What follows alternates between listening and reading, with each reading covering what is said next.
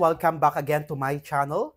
So for today's video, gagawa tayo ng cane meringue candy na Christmas theme ang design. So for the cane meringue candy, I have here those kinds of ingredients. I have egg white, white sugar, vinegar or lemon juice, and then I have sugar for the syrup again, and then water, red food color.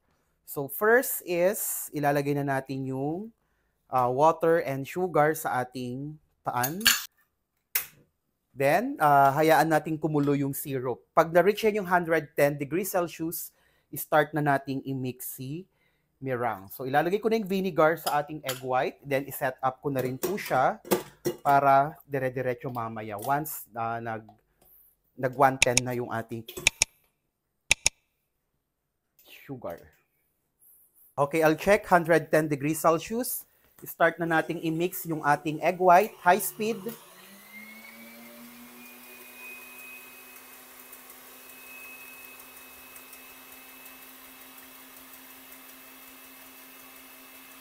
Then hanggang mag-stiff peak po siya, soft stiff peak yung ating egg white.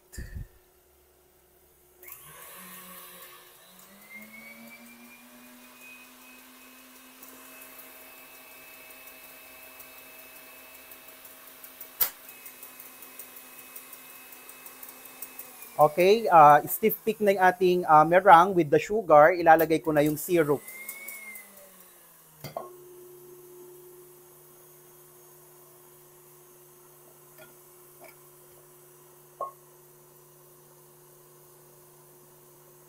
Then, high speed.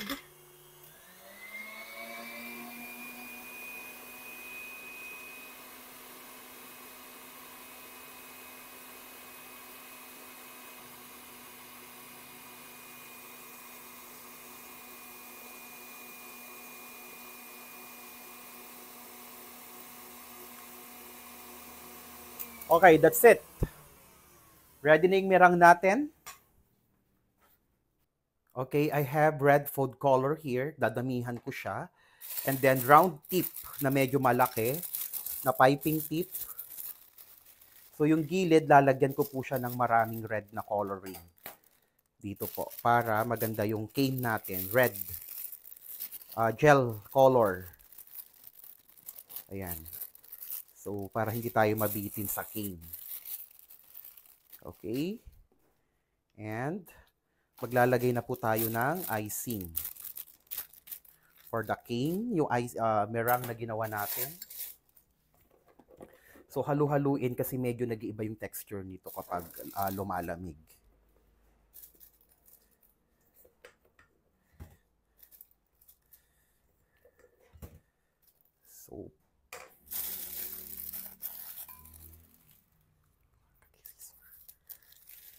So, gagawa tayo ng hugis baston.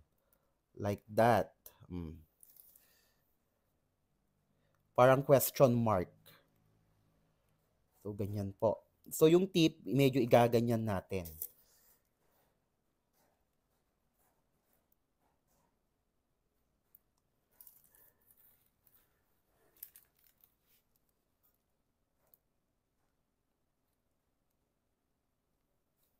Make it colorful.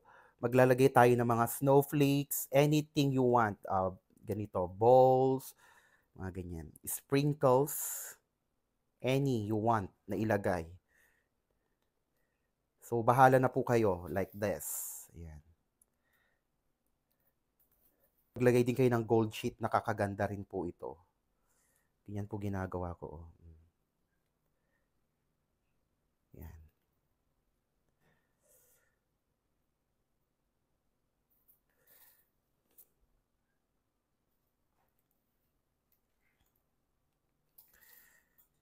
Sprinkles, and then snowflakes.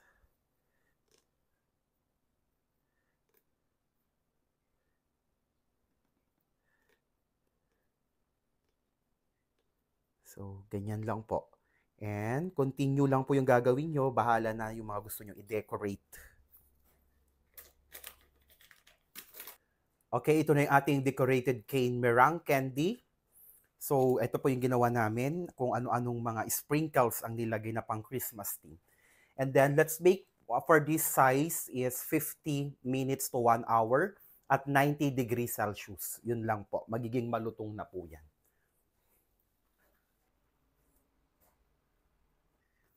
Okay, everyone. So, ito na yung ating finished product na canes kasi marami sila. So, 50 minutes. And kapag ito yung kapag na-overcook nyo siya, what will happen, mamimelt yung mga nilalagay nyong toppings. Ito, umabot to ng more than 1 hour.